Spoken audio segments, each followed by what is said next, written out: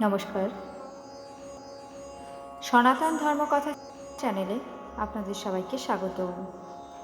আজকে আলোচনা করব রাজা শিবির কথা। এক সময় শিবি নামে এক রাজা ছিলেন। তিনি ছিলেন অত্যন্ত উদার এবং ধর্মপরায়ণ।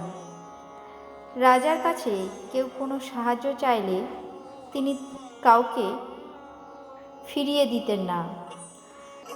রাজা শিবি সর্বদা তার সমস্ত প্রজাদের যত্ন নিতেন এবং রক্ষা করতেন। বুদ্ধি খাটিয়ে মাহিষ্মতি পুরীকে বাঁচিয়েছিলেন অগ্নিদেব। আর এই বুদ্ধিমত্তার জন্যই দেবরাজ ইন্দ্রের খুব প্রিয় ছিলেন তিনি। একদিন অগ্নিদেব ইন্দ্রের সামনে রাজা শিবিরের গুণগান শুরু করলেন।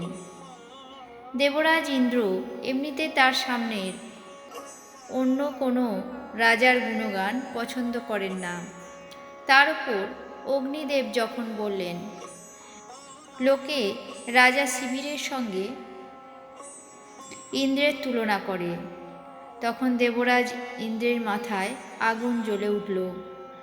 তিনি অত্যন্ত ক্রুদ্ধ হয়ে বললেন, তাই যদি হয় আমি রাজা শিবিরের গুণের পরীক্ষা নেব। একদিন রাজা শিবি রাজদরবারে বসেছিলেন। হঠাৎ কোলে একটা পায়রা উড়ে এসে বসে। রাজা কিছু বুঝে ওঠার আগেই একটি বাজ পাখি ডানা ঝাপটাতে ঝাপটাতে রাজার সামনে এসে উপস্থিত হলো। আর সেন দৃষ্টি নিয়ে পায়রাটিকে দেখতে শুরু করলো।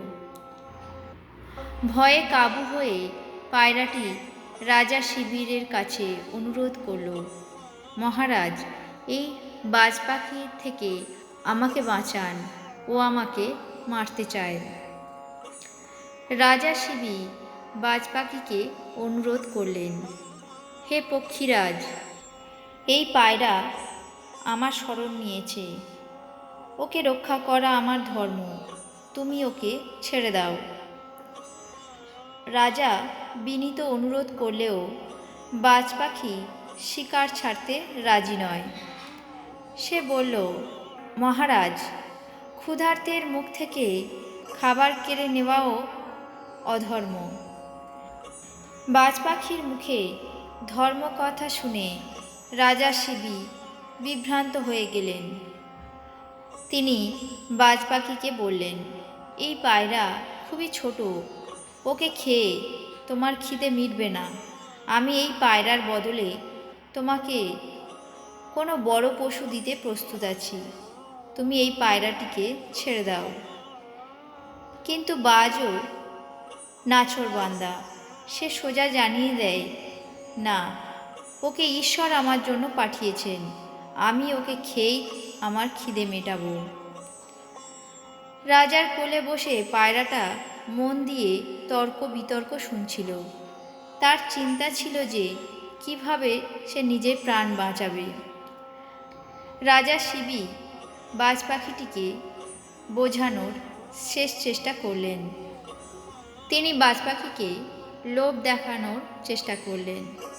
বললেন, আমি এই পায়রার বদলে শুধু একটা পশু নয়, বরং তুমি যা চাইবে তাই দিতে প্রস্তুত আছি।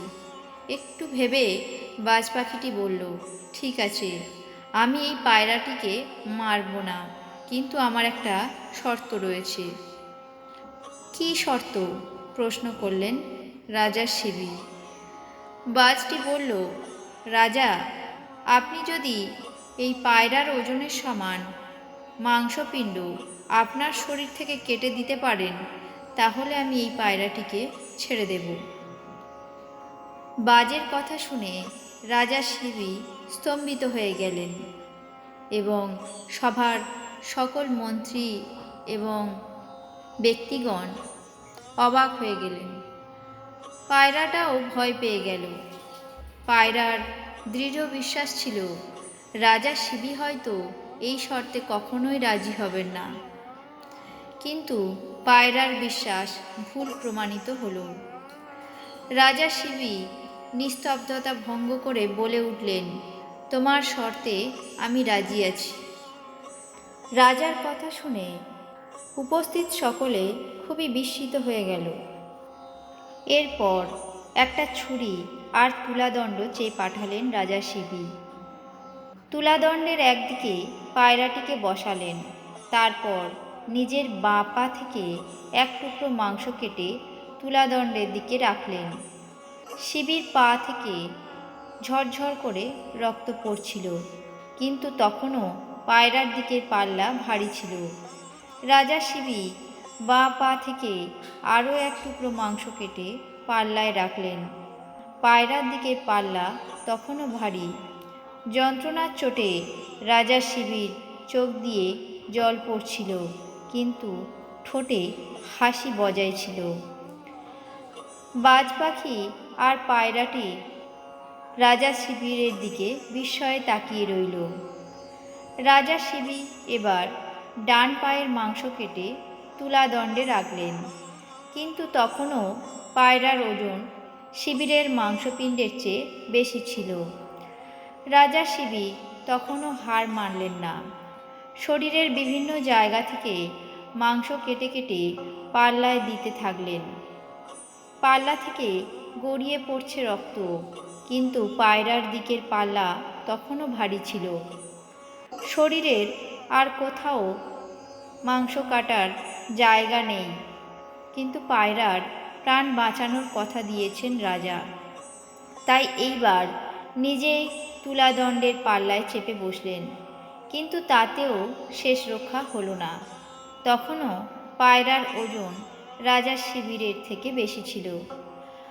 বাজ পাখি আর পায়রাটি চকাচকি করতে লাগল। এই দৃশ্য রাজার শিবিরের চোখ এড়াল না। বিরস মুখে রাজা শিবি পায়রাটিকে বললেন, আমি বাজ পাখির শর্ত পূরণ করে তোমার প্রাণ বাঁচাতে পারলাম না, আমি সত্যিই দুঃখিত। কিন্তু এটা ভালোই বুঝতে পারছি তোমরা কোনো সাধারণ পাখি নও। আমি তোমাদের আসল রূপ দেখতে চাই।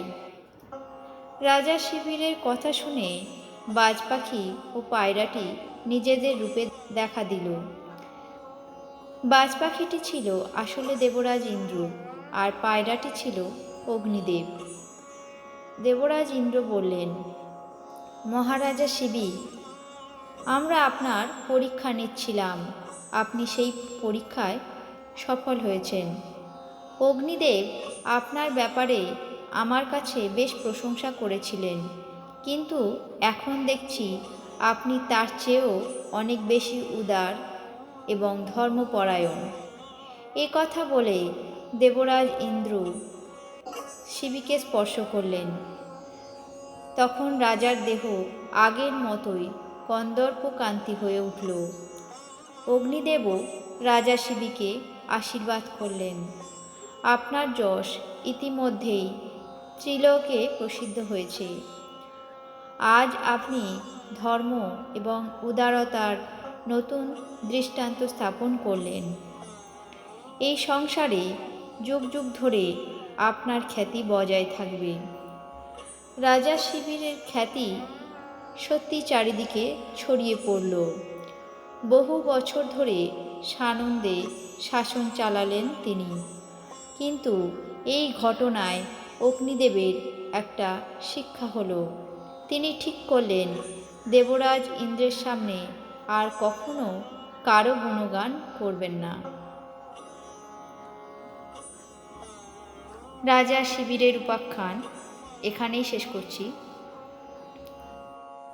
আপনাদের কেমন লাগলো তা অবশ্যই কমেন্ট বক্সে জানাবেন। চ্যানেলটিকে সাবস্ক্রাইব করবেন, লাইক করবেন, শেয়ার করবেন। ধন্যবাদ।